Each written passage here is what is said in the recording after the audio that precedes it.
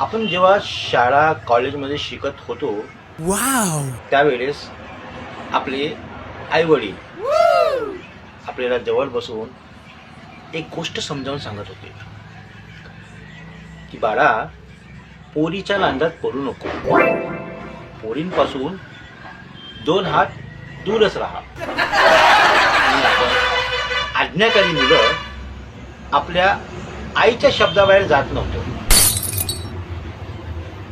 कारण की आपल्या आई वडिलांचे अब्रूचे झिंगाणे आपल्याला करायचे नव्हते.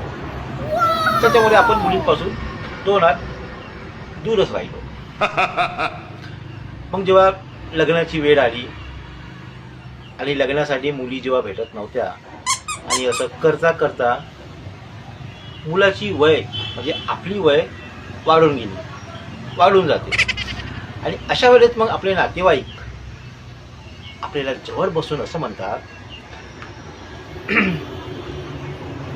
हे बघ बाळा, तुझं एखादं कुठे लफडं वगैरे चालू असेल तर आम्हाला सांगून टाक, आम्ही तुझं लग्न लावून देतो. आता असं बोलताना काय बोलणार हो? साला जेव्हा लफडे करायची वय होती तेव्हा लफडे करू दिले नाही. आता मुली भेटत नाहीत तर आता म्हणतायत लफडे कर.